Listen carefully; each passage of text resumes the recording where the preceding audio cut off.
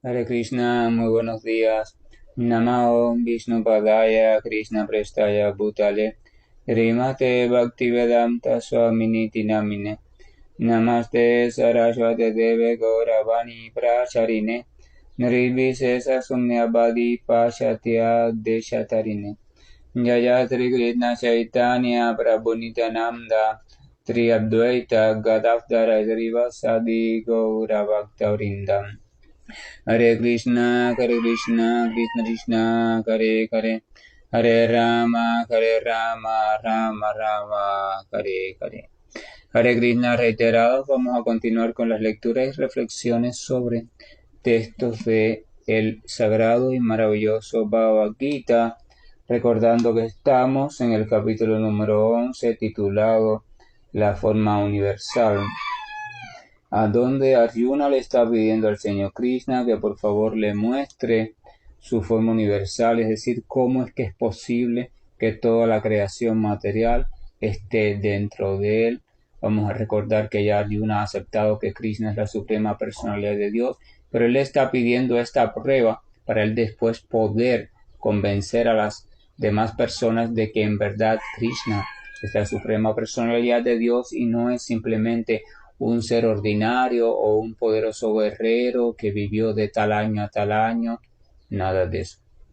Entonces vamos a recordar que en el día de ayer habíamos comentado sobre cómo la relación de Arjuna, el devoto puro, se dirige hacia Krishna con un respeto completo. O sea, y eso nos ayudaba a reflexionar sobre nuestra propia relación con Dios. Arjuna le dijo a Krishna lo siguiente: si tú crees que soy capaz de ver tu forma cósmica, o sea, si crees que las cualidades existen en mí, si crees que me lo merezco, si crees que es posible, o sea, Arjuna no impone. Continúa diciendo: oh mi Señor, oh amo de todo poder místico. Eso es importante, Dios es el amo de todo poder místico. Olvídense de cualquier místico, cualquier milagro, cualquier especulación de poderes, cualquier historia que hayan escuchado, vean con sus propios ojos. Dios, la suprema personalidad de Dios, es el amo de todo poder místico. O sea, nadie se le iguala y nadie es superior. Así que cualquier deslumbramiento que tengan por ver a alguien hacer algún tipo de cosa supuestamente milagrosa, recuerden siempre que el Señor Supremo está por encima de todo eso. Entonces Arjuna continuaba diciendo: entonces ten la bondad de mostrarme ese ilimitado ser universal. O sea, una actitud completamente respetuosa, completamente se ponía a disposición de la decisión del Señor. Hablábamos de que comúnmente queremos, aún de manera inconsciente, que el Señor responda a nuestras decisiones, a nuestros deseos, a nuestros caprichos, a nuestra manera, pero aquí vemos que Arjuna, el ejemplo de devoto puro, da una muestra diferente. O sea, él se pone a disposición del Señor. Él no quiere que el Señor se ponga a su disposición, él quiere ponerse a disposición del Señor y le dice: decide tú, Señor, si tú crees que yo merezco, si tú crees que es posible, si tú consideras inteligente y sabio que suceda tal cosa, pues bueno, así sea. O sea, si revisamos eso y reflexionamos en ese punto casi nunca reflexionamos porque nuestra relación con Dios casi siempre es una relación de interés, de negocio, de lucro, o sea, queremos obtener algo de Dios. Sin embargo, en la perfección del amor vamos a llegar a un momento en que ya no vamos a querer obtener nada, porque nuestras impurezas se van yendo de nosotros y solamente queda la admiración hacia el Señor Supremo y el enamoramiento sincero por esa maravillosa persona, y ya no vamos a pedirle nada en relación a un bienestar de un tipo o de otro, sino simplemente vamos a pedirle que por favor permita que le sigamos amando. El mayor poder místico que puede existir es que usted llegue en algún momento a sentir amor sincero y total por Dios. Si usted llega a sentir amor sincero y desinteresado completamente por Dios y acepta siempre y pone todo en manos de Dios y simplemente está así alegre completamente, lleno de bienestar a pesar del cambio de las circunstancias externas o circunstancias físicas o circunstancias mentales, entonces usted está situado en la posición más adecuada que puede existir. Entonces, verso 5 dice: la suprema personalidad de Dios dijo, mi querido Arjuna, oh hijo de Prita, mira ahora mis opulencias, cientos y miles de formas divinas y multicolores. O sea, Krishna le está anunciando, mira, porque te voy a mostrar, te voy a dar la posibilidad de que veas mi forma universal y vas a ver que dentro de ella está contenido todo, absolutamente todo, miles de formas, incluso multicolores que no se pueden ver en este mundo normalmente. Continúa diciendo en el verso número 6. Oh tú, el mejor de los Bharatas, observa aquí las diferentes manifestaciones de Adityas, Vasus, Rudras, Ashwini Kumaras y todos los demás semidioses. He aquí las muchas cosas maravillosas que nunca antes nadie había visto ni había escuchado. Entonces, Krishna le sigue diciendo, pon atención porque ahora vas a observar dentro de mi forma universal todo, todos los semidioses, todas las grandes deidades, todas las grandes personalidades, los vasos, los rudos. Esos es un lenguaje técnico de diferentes entidades vivientes que ocupan posiciones importantes en la creación. Entonces Krishna le está diciendo, las vas a ver a todas ellas reunidas dentro de mi forma universal. O sea, Krishna le está diciendo para que compruebes por tu propia experiencia de que absolutamente todo está contenido en esa forma universal. O sea, todo está dentro de mí, en mi forma, como forma universal. No hay nada que pueda suceder fuera de mí. Entonces el verso 7 continúa diciendo, oh Arjuna, todo lo que quieras ver, obsérvalo de inmediato en este cuerpo. Esta forma universal puede mostrarte todo lo que deseas ver y todo lo que vayas a querer ver en el futuro. Todo, lo móvil e inmóvil, está aquí por completo en un solo lugar. O sea, Krishna le está diciendo incluso todo, absolutamente todo, pasado, presente y futuro, está contenida en mi forma universal. O sea, todo, absolutamente todo está allí ya contenido. Está allí registrado, está sucediendo allí y estará sucediendo allí y se está preparando en ese lugar. Allí suceden las reacciones kármicas, allí se forma todo. Todo el proceso ocurre así que si alguien logra acceder a un fragmento, un flachazo de esa forma universal, entonces puede también acceder a un flachazo de ciertas comprensiones relacionadas al mundo material. Vamos a ver algo importante porque aquí en esta forma universal que le va a mostrar el Señor a Arjuna, no hay ningún vestigio del mundo espiritual. O sea, esta forma universal está conformada únicamente por todo lo referente a la energía material. O sea, es la energía material en su totalidad, contenida dentro de la forma universal del Señor. Entonces, todo lo que va a ver Arjuna aquí está relacionado a el mundo material, presente, pasado y futuro, y todas las deidades y entidades vivientes que lo conforman, así como lo que está sucediendo en el plano sutil, pero todo dentro de la creación material. Entonces, esto es muy singular porque muchas veces el ser humano tiene ansias de conocer qué es lo que va a pasar, qué es lo que pasó que yo no supe, qué es lo que está pasando que yo no entiendo, ¿verdad? Y entonces aquí Krishna está diciendo que todos esos aspectos y conocimientos están dentro de su forma universal. Eso quiere decir que el devoto en su relación con el Señor Supremo, si el Señor lo tiene a bien, el Señor también le permite al devoto acceder a cualquier tipo de conocimiento perteneciente al mundo material. O sea, el devoto puede llegar a conocer la naturaleza material por completo, incluyendo sus cosas más secretas y sutiles, porque eso sucede en la forma universal del Señor. Y si el Señor se está relacionando con su devoto y el devoto con su Señor, entonces el devoto puede acceder a esta forma universal si el Señor lo considera necesario, porque el devoto por sí mismo no lo desea. El devoto está completamente satisfecho en virtud de tener la gran oportunidad de estarse relacionando en persona de manera directa con su amado querido. Él no le interesa las formas, los disfraces, los personajes de su amado. Él le interesa su amado, directamente su amado, el que está detrás de todo eso. Pero aún así, muchas veces el Señor Supremo permite a su devoto, le da ciertas capacidades a su devoto para que tenga por llamarlo de alguna manera, un determinado poder, pero siempre y cuando esa capacidad sea útil para el papel que le está encomendado a ese devoto en esta vida. Por ejemplo, cuando Ramanujacharya ya se purificó por completo, entonces a su debido tiempo, después de la práctica del servicio devocional y en su madurez, el Señor Supremo le proporcionó dos capacidades o dos poderes. El primero, el poder de sanar cualquier tipo de enfermedad o dolencia. Y el segundo, el poder o la capacidad de que cualquier persona que estuviera en su presencia y escuchara su prédica se convirtiera automáticamente en devoto puro del Señor, o sea, automáticamente quedara purificado y su corazón desbordara en amor puro por Dios. Pero es importante señalar que Ramanujacharya en ningún momento le pidió estas dos cosas al Señor.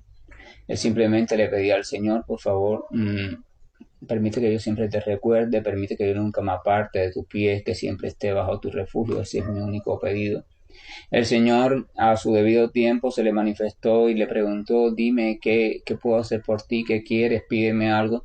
Y él siempre le decía lo mismo, yo no quiero nada, Señor, yo estoy completo, solamente quiero tener la oportunidad de tenerte siempre presente en mi corazón y siempre estar a tu servicio.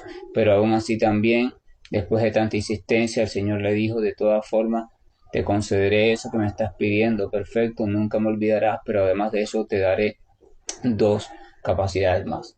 Podrás sanar cualquier tipo de enfermedad o dolencia a cualquier criatura viviente y además de eso también podrás, mediante tu palabra, llegar al corazón directamente de cualquier entidad viviente y en esta se despertará el amor puro por mí. El devoto no pide nada y aún así por la misericordia del Señor puede tenerlo todo. Pero ese tenerlo todo es para glorificación del Señor. O sea, el devoto lo usa para glorificación del Señor. O sea, cuando Ramanujacharya empezó después a viajar entonces por todo el sur de la India predicando las glorias de Dios y fue convirtiendo a mucha gente, pero esa conversión él no se la atribuyó a él mismo para hacerse famoso. Él lo que hizo fue glorificar al Señor cada vez que una persona desbordaba en amor puro por Dios después de haberlo escuchado a él. Así que él estaba usando ese regalo para beneficio del propio Señor. Él no se lo apropió para él, para su fama, para su vanagloria, no. Él lo utilizó. Eso es lo que hace el devoto. El devoto va comenzando a utilizar todas sus capacidades, las que nacieron con él y las que recibe en el camino después, para el servicio del Señor. Y servir al Señor significa que todo lo que tú hagas, pienses o digas, venga a ser para gloria del Señor, para que la gente vea la grandeza del Señor, para que la gente alabe al Señor, para que la gente comprenda que el Señor es lo más grande que hay, para que la gente comprenda que no hay nada fuera del Señor, para que la gente comprenda que por encima de Él no puede existir ninguna entidad viviente y menos aún ningún tipo de Dios inventado ni de otra cosa. Absolutamente, eso es imposible. Cuando el devoto está confiado en eso y seguro en eso, entonces el devoto solamente quiere hacer todo y cada vez que alguien le diga, ay, qué inteligente eres, qué sabio eres, qué magnífico, me curaste, el devoto dice, no, glorifica al Señor, agradece al Señor porque es solamente la suprema personalidad de Dios, mi dueño y amado supremo, para quien yo trabajo eternamente, quien ha tenido bien hacer eso. O sea, ese es el devoto. Ese es el devoto siempre está dando crédito a su Señor. Eso pasó en la conversión. Y en cuanto a la salud, o sea, en cuanto a su poder de sanar todo tipo de enfermedades, hacía lo mismo. O sea, cada vez que alguien venía y le agradecía porque lo había sanado completamente en un instante, él le decía, no, glorifica, ve, glorifica al Señor. Y de acuerdo a la cultura de la época, a la creencia que practicara esa persona, él le indicaba algunas cosas. ¿Qué significa esto? Eso significa que, por ejemplo, cada persona tiene su forma, ya sea por la que ha nacido, la tradición, la familia, lo que ha enseñado, por la cual se está vinculando con el Señor. O sea, hablo de las personas que tienen fe y tienen algún tipo de religión. Entonces usted no debe tratar de romper esa forma, usted debe de aprovechar esa forma para inducirlo a glorificar al Señor. Por ejemplo, si en mi cultura me enseñaron que al Señor, para darle gracias, se le prende una vela, entonces yo no debo a esa persona decirle no prendas ninguna vela, no, porque en su conciencia, esa manera, al hacer eso, él se siente que está glorificando y agradeciendo a Dios. Yo lo que tengo que aprovechar eso, entonces ya decir, por ejemplo, vamos a suponer que esa persona se sanó por mi presencia. Entonces la persona empieza a decirme gracias, usted es un santo, no sé qué, no sé cuánto. No, mira, glorifica al Señor, porque esto ha sucedido solo por gloria del Señor, no por ningún poder mío. Glorifica al Señor, así que ahora vuelve al templo o ve a tu casa o ve al templo, entonces prende una vela, glorifica al Señor. O sea, yo aprovecho la propia cultura de esa persona y busco lo que en esa cultura está identificado con Dios y le indico eso. Para que, o sea, yo le estoy llevando a, sin violar su cultura, sin violentar su proceso natural de creencia, a que ratifique y refuerce las actividades que le hacen automáticamente recordar a Dios. Pero vamos a suponer que en otra cultura se alaba a Dios tocando muchos instrumentos musicales. Entonces, cuando esa persona, ay, gracias por haberme sanado, no, glorifica al Señor porque solo Él ha realizado eso, porque Él es el Todopoderoso. Así que mira, ahora ve a la casa, reúne a todas las personas de la comunidad y entonces toquen los instrumentos y háganle una canción muy hermosa al Señor. O sea, ya yo no le digo enciende la vela, le digo a ese tocar los instrumentos. ¿Por qué? Porque para esa es la manera natural que su cultura le enseñó de glorificar a Dios. Entonces el maestro espiritual verdadero no está atado a ninguna cultura específica ni a ningún modo o estereotipo de glorificación o relación con Dios, porque Dios realmente no tiene código de glorificación. Los códigos y modos específicos de glorificación lo han establecido los seres humanos a lo largo de la historia y han ido cambiando. Por ejemplo, le voy a poner un caso simple, el modo de ofrecer los alimentos. Si usted incluso en una misma tradición, sin ir a varias tradiciones, usted estudia esa tradición como un científico, como un investigador, te vas a dar cuenta que el modo en que recomendaron los diferentes maestros de esa tradición ofrecer los alimentos, la oración, el modo, el ritual, ha ido cambiando en el tiempo. Cada ciertos maestros introdujeron un cambio. ¿Por qué? Porque era necesario para esa época y estar en concordancia con esa época. Cambiaron las oraciones, cambiaron los mantras, cambiaron los tipos de gestos que hay que hacer, todo cambió. Pero no cambió algo. La esencia, el objetivo no cambió, que era simplemente el sentimiento de agradecimiento al Señor. Quiere decir que si eso no cambió, eso es lo único fundamental, el sentimiento de agradecimiento. Si usted se aprende los mantras de que ahora alguien canta, si usted se aprende el ritual de ofrenda, si usted se aprende los gestos, no sé cuántas cosas, pero el sentimiento no está, entonces es por gusto. Entonces la cuestión no es cómo yo estoy ofreciendo, si está bien, si está mal. Eso es una cuestión de reglas que depende de la relatividad de cada tradición. Usted siga con la suya, yo no le voy a cambiar la suya con la que usted se sienta cómodo. Pero lo que debo decirle es que tampoco debe criticar a nadie que no haga la suya o que lo haga de otra forma.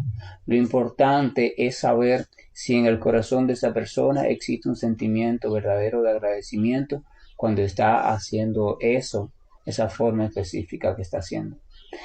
Hay que ir a la esencia, hay que comprender que una cosa es la esencia, que es lo que no se puede perder, y otra cosa es la manifestación o forma de manifestación de esa esencia.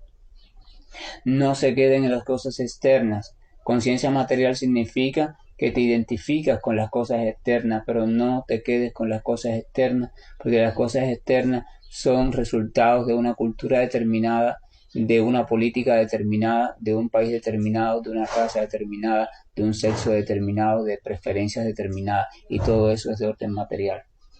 Tienes que ir a la esencia. La esencia, la esencia, la esencia. ¿Qué hay detrás de esto? ¿Qué es lo que le da sentido a esto? ¿Qué es lo, por ejemplo, vamos a pensar en un matrimonio. Dos personas se juntan. Vamos a hacer tres bodas. Vamos a hacer una boda en un país islámico. Vamos a hacer una boda en la tradición cristiana. Y vamos a hacer una boda en personas que no crean en nada. Vamos a ver que los tres procedimientos de la boda van a ser muy diferentes. Los rituales son diferentes, los participantes son diferentes, la organización de la actividad es diferente, ¿verdad? Pero, sin embargo, se supone que esté sucediendo la misma cosa, que dos personas están formalizando su unión frente a la sociedad, o sea, ante la sociedad. La pregunta es, si esa persona no lo formalizan ante la sociedad, ¿eso quiere decir que la unión no existe? No, la unión existe aún sin la sociedad. Si el amor está, ya la unión está. Es simplemente una formalidad para que el mundo se entere de que están juntos. Pero ahora vamos a suponer que hacen la formalidad, ya sea en la cultura islámica o cristiana o en los ateos, hacen la formalidad, hacen la ceremonia, la fiesta, buscan sacerdotes, brahmanas o buscan un abogado, lo que sea, y todo queda maravilloso y todo queda y sale por la prensa y todo eso. Pero eso por sí solo, aunque el ritual esté muy bien hecho, no crea al amor. El amor tenía que haber estado antes. Si el amor no está, si la sustancia no está, entonces el ritual o la ceremonia es una farsa, es simplemente espectáculo materialista que no tiene un trasfondo ni una ocurrencia en el plano espiritual. O sea, la sustancia es lo más importante.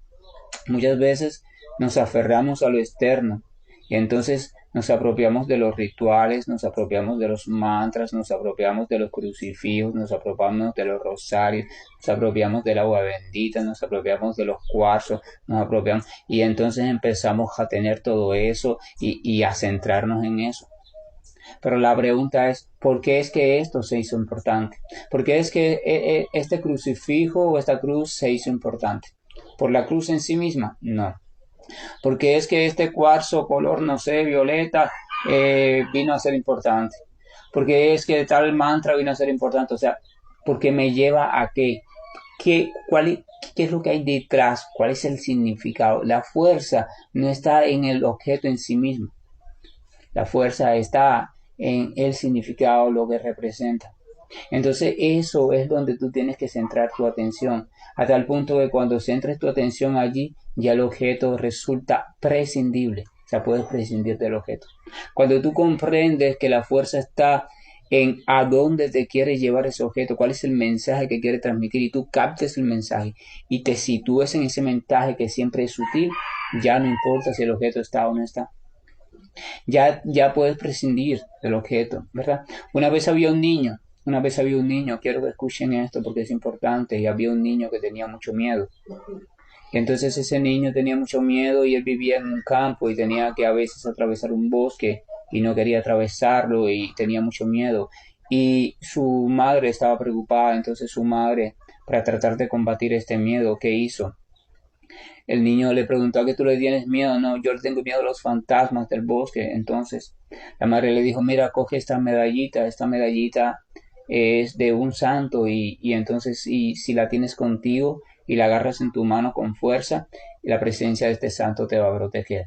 Entonces a partir de ese día el niño se aferró a la medallita, la tenía siempre en su mano y atravesaba calmado el bosque. Perfecto, calmado el bosque, ta. Genial, la madre contenta, el niño contento, la familia contenta porque el niño se había curado de su miedo. Un día se le perdió la medallita y ¿saben qué pasó? El niño empezó a temblar.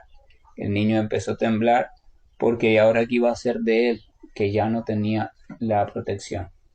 Entonces realmente podemos concluir que la madre nunca ayudó a curar el miedo del niño. El miedo siguió allí. La madre lo único que hizo fue cambiar de miedo. O sea, el niño dejó de tenerle miedo a los fantasmas del bosque y comenzó a tener un nuevo miedo, el miedo a perder la medallita. O sea, comenzó a depender de la medallita. Pero eso es tan malo o peor que el miedo a los fantasmas del bosque. Porque simplemente entonces le haces ver a una persona que eso que está ahí externamente es lo que tiene de verdad la fuerza, el poder para ayudarte, pero no es eso, no es eso. Tú tienes que llegar a comprender por qué es lo que representa esto, qué es lo que representa, porque este simple objeto en mi mente tiene la fuerza para ayudarme, qué es lo que representa. Cuando tú comprendas eso a través de la inteligencia, ya el objeto sobra. Entonces ya tú no necesitas demostrar al mundo que tú eres creyente poniéndote una serie de collares en el cuello. Ya tú no necesitas eso porque has comprendido que la fuerza de tu creencia, que la fe de tu creencia no está en el objeto, está en la comprensión de la realidad de esa creencia y ya tú la llevas por dentro. Ya tú haces de tu cuerpo el verdadero templo de la creencia y ya no hace falta que los demás se enteren. La necesidad de que los demás se enteren de que yo creo en algo, de que yo practico algo, es una necesidad que simplemente habla que tenemos una carencia afectiva por dentro. La pregunta sería, ¿por qué necesitas que los demás sepan que tú rezas? ¿Por qué necesitas que los demás sepan que tú eres cristiano, que tú eres musulmán? ¿Por qué necesitas que los demás sepan que tú llevas 6 años de práctica en un camino espiritual? ¿Por qué necesitas eso? ¿En qué modo eso te va a ayudar a acercarte más a Dios? En ningún modo. Lo necesitas porque hay una carencia en ti y estás tratando de buscar reconocimiento de los demás, aunque no lo aceptes. Pero cuando comprendes eso, entonces te das cuenta que eso de nada sirve. Y cuando comprendas que tu relación con Dios es completamente íntima, personal y sucede en tu corazón, y que no puede ser cambiada, ni transformada, ni limitada por nada, ni nada externo tampoco va a acelerarla. Te puede despertar emociones, te puede despertar confianza psicológica, pero no te puede despertar avance espiritual. Entonces tú vas a dedicar más tiempo a pasar tiempo en tu corazón metido allí, relacionándote con los nombres de Dios, con Dios, recordando sus hazañas, y ya no vas a preocuparte tanto por los tarecos externos. Ojo, no estoy menospreciando nada externo, así que aquellas personas que lo tengan, por favor no se sientan ofendidos. Lo que estoy es invitando a todo el mundo a que vaya a reflexionar por qué esto externo es importante, qué es lo que representa. ¿Le estoy dando más importancia a lo que representa o al objeto en sí? Y reflexionemos sobre eso simplemente. Recuerdo una vez, yo no se recuerdo ahora, yo creo que si es en el Antiguo Testamento o el Nuevo Testamento de la tradición cristiana, donde alguien dijo, yo creo que fue Jesús, dijo, el Señor es espíritu y verdad y por tanto ha de ser adorado en espíritu y verdad. La única relación directa que se puede establecer con Dios es una relación espiritual. No se puede establecer con Dios una relación directa a través de intermediarios materiales, o sea, a través de objetos, de cosas. Eso es necesario, pero es necesario para ir estimulando en nosotros el deseo y la regularidad de el hábito de pensar en Dios, hasta que comprendamos su espiritualidad y después vamos a ir independizándonos de todo lo externo. Cuando nos independicemos de todo lo externo, entonces ya no importa en qué condiciones estemos, liberados, en prisión, enfermo, en qué condiciones estemos, porque siempre nos vamos a poder relacionar con Dios porque habremos comprendido que esa relación depende únicamente de nuestra sinceridad y de nuestro corazón. La relación se realiza allí, en el corazón, ni siquiera en la mente. La relación con Dios se realiza en nuestro corazón. Entonces tienes que pasar más tiempo dentro de tu corazón. Dentro de tu corazón tienes que pasar más tiempo allí. Tienes que llegar hasta que llegues a comprender, pero no por ejercicio intelectual, sino por plena experiencia, de que, por ejemplo, tú, entidad viviente espiritual, alma espiritual, eres como un sol pequeño, un sol, ¿verdad? El sol está el planeta Sol, ahí suceden cosas y él emite luz y en toda esa luz está el universo, ¿verdad? El universo, un sistema solar específico, se ilumina por esa luz, pero nada de lo que sucede en esa luz, pasan los planetas, pasan los cometas, hay explosiones, una estrella deja de alumbrar, pero nada de eso afecta ni a la luz ni al sol. O sea, el sol va a seguir estando allí. Entonces, cuando tú te sientes en tu corazón, cuando tú en tu meditación entres en tu corazón, tienes que tratar de sentirte que dentro de tu corazón existes tú como punto inicial de todo estado de conciencia. Tú eres como el solecito, una bombilla pequeña de donde irradia una luz y esa luz es lo que llamamos conciencia. Esa luz, capítulo 13, Bhagavad Gita, Krishna va a explicar después que es a través de la conciencia que el alma ilumina el cuerpo. Entonces, tú tienes que a su debido tiempo meditar en esa imagen, reflexionar sobre eso, hasta que te sientas como ese solecito.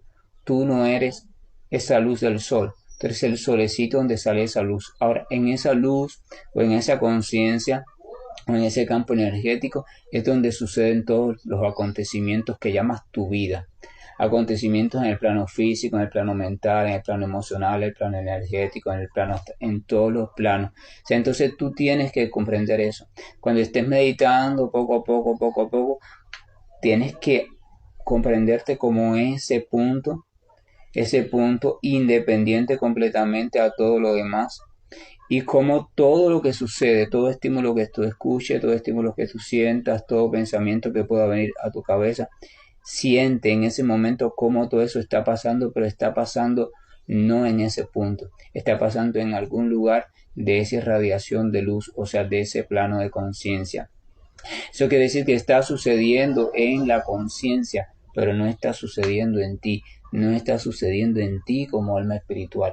Cuando tú llegas a comprender y llegas a vislumbrar esa imagen y llegas a sentirla y llegas a sentirla bien y llegas a sentir la diferencia que hay entre el punto y entre el resto, o sea, el resplandor o la conciencia, ese punto, y llegas a sentir cómo en verdad todo está sucediendo en diferentes lugares de esa conciencia, pero nunca está sucediendo en punto, entonces comprenderás eso que dicen las escrituras de que el alma y el cuerpo nada tienen que ver y nada de lo que pueda suceder en el plano material puede afectar al alma. Y cuando comprendas eso, entonces siempre podrás estar estable por siempre, porque poco a poco te irás ejercitando en recurrir a esa imagen. Al principio te será difícil mantenerla ni siquiera por unos segundos, pero después poco a poco, porque tienes mucho ruido en la cabeza. Después poco a poco, cuando lo vayas logrando, irás volviendo a ella, irás volviendo, irás cogiéndole el gusto y cogiéndole el gusto, hasta que llegues a establecerte. Y después irás tratando de mantenerla cuando vayas en el auto, en el ómnibus, cuando estés en el trabajo, que tengas un tiempito, mientras estás fregando, vas a tratar de ver cómo tu cuerpo se mueve, tus manos se mueven, pero aún así tú puedes ir logrando al mismo tiempo mantener la conciencia en ese puntico espiritual que eres tú. O sea, vas a ser consciente al mismo tiempo de las dos cosas, de tú como ese punto espiritual y de cómo la maquinaria física se está moviendo, cómo las otras maquinarias que hay a tu alrededor se están moviendo, pero aún así cómo puedes mantener claramente en tu atención, como puedes mantener claramente en tu campo de conciencia, tu existencia como punto independiente, o sea, como algo inmutable que siempre está presente allí. Los miedos, los temores, el estrés, la ansiedad, vas a ver cómo aparecen, pero vas a poder localizarlos, vas a ver que no están en ese puntico, o sea, no te afectan a ti realmente. Lo que pasa es que como tú estás fuera de ese puntico, y estás metido en los acontecimientos que están pasando en tu conciencia, por eso es que esos acontecimientos tú sientes que te están afectando, sientes que te están perturbando, sientes que te pueden hacer daño, sientes que te pueden limitar, limitan tu poder, tu felicidad, pero en verdad no lo pueden hacer. Pero eso no puede ser teoría. Si intentas comprenderlo por teoría, no vas a liberarte nunca de nada de eso. Tienes que meditar, tienes que entrar a tu corazón, tienes que ejercitar tu presencia en tu corazón, no con prisa, no con ansiedad. No quieras forzar el resultado, simplemente trata de centrarte. El método que te recomienda es los santos nombres. Canta los santos nombres y mientras los cantas siente que solamente va quedando tú y esa vibración, ¿dónde? En tu corazón. Ubícate, siente como si tu boca estuviera dentro del corazón y tú estás cantando dentro de tu corazón el murmullo de los santos nombres. Ubícate allí dentro de tu corazón y dentro de tu corazón y céntrate solamente en ti, los santos nombres, la vibración y tú, el sonido y tú, solamente están tú y el sonido. Y el sonido es Dios y tú solamente están juntos. Y allí están en tu corazón y céntrate, no lo fuerces. Si te cansas, si te desconcentras, descansa un poco y a su debido tiempo, cuando tengas tiempo, vuelve a hacerlo y vuelve a hacerlo y establece tu sadhana así, de esa manera. De esa manera y llegará un momento en que poco a poco te será cada vez más fácil, hasta que va a llegar un momento en que tú experimentando esa vibración, te vas a comprender que tú realmente estás allí en una forma completamente independiente y separada de todo lo que está sucediendo en lo que llamas cuerpo. Es como, imagínense la Tierra, por ejemplo, todos los planetas sabemos tienen algo que se llama fuerza de gravedad. La fuerza de gravedad es una fuerza que surge del centro de cada elemento y tiene la tendencia a atraer a todo lo que hay alrededor hacia ese centro. Pues tú, el alma es el origen de la fuerza de gravedad espiritual. ¿Y por qué existe el cuerpo? ¿Por qué existe la mente? ¿Por qué existe la inteligencia? ¿Por qué existen todos esos campos?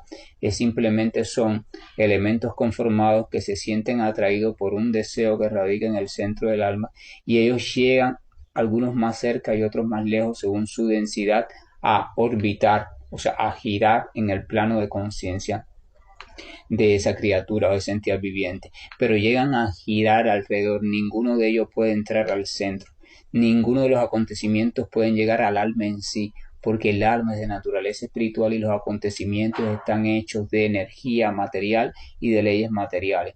Así que en verdad nada puede afectar tu potencia como criatura espiritual. Es importante eso.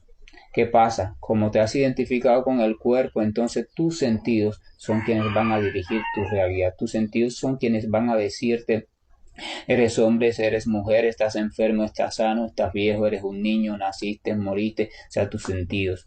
Pero los sentidos lo que realmente te están diciendo es lo siguiente: el cuerpo es hombre, el cuerpo es mujer, el cuerpo está sano, el cuerpo está enfermo, pero eso es el cuerpo. Pero como tú estás identificado con el cuerpo y crees que solo eres el cuerpo y la mente, entonces tú te lo tomas para ti y piensas: wow, soy eso. Pero cuando vayas haciendo este ejercicio y vayas despertando en ese estado de conciencia, vas a descubrir que eres algo independiente a todo eso. Todo eso está allí y está sucediendo en tu plano de conciencia, pero tú eres independiente.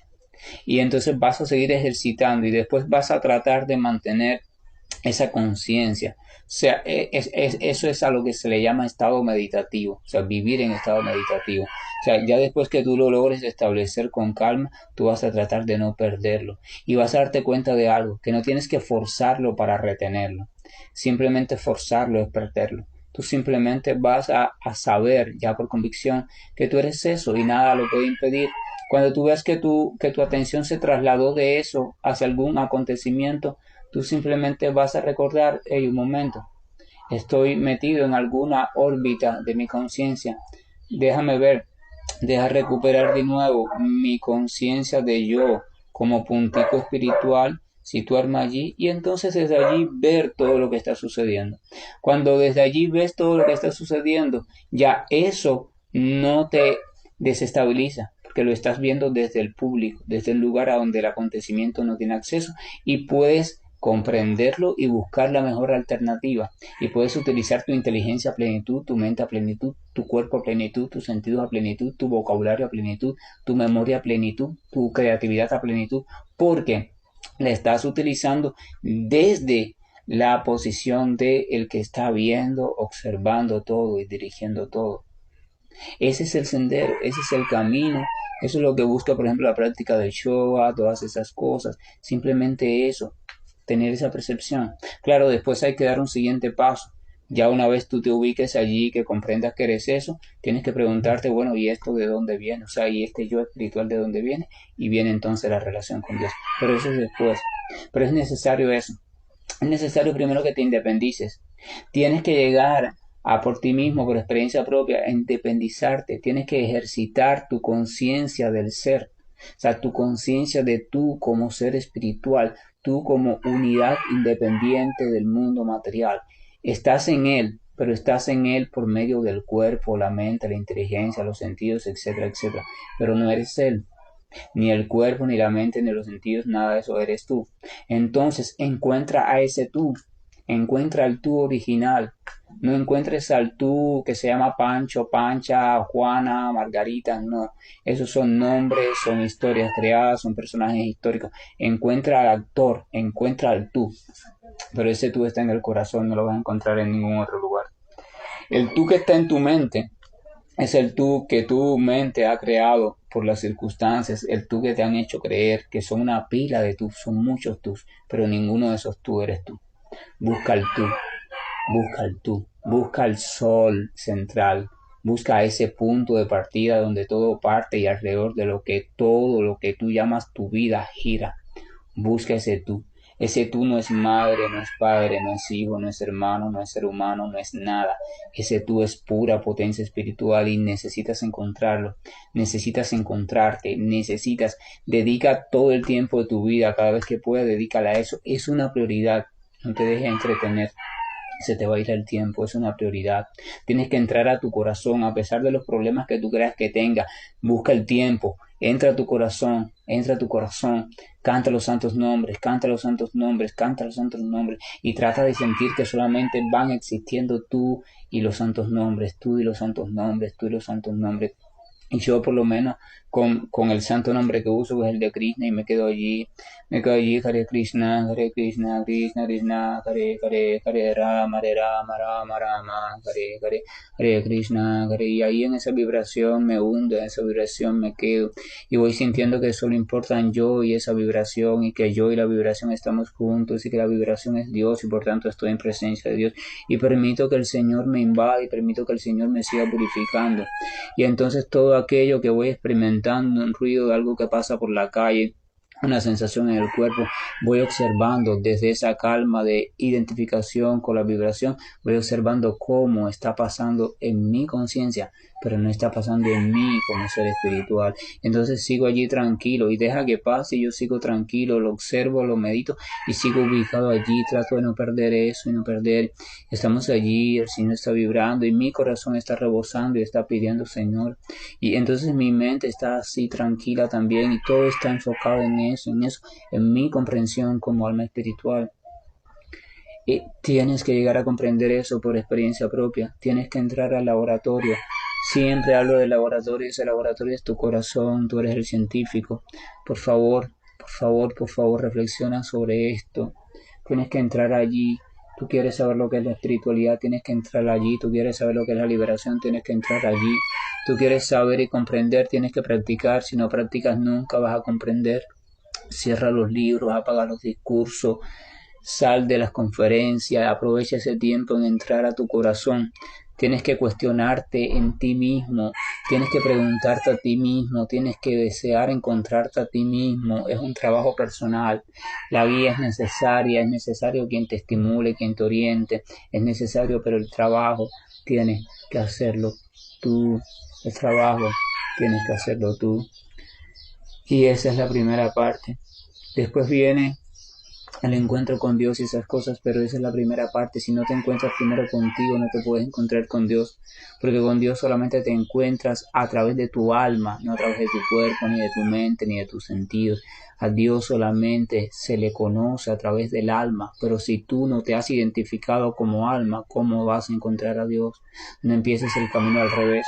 En Cuba hay una frase que dice, en los campos de Cuba, yo nací en un campo, y mis abuelos y bisabuelos decían, cuando te veían haciendo algo que estabas apurado o que querías que sucediera antes de tiempo, ellos te decían, no pongas la carreta delante de los bueyes. O sea, no pongas la carreta delante de los bueyes.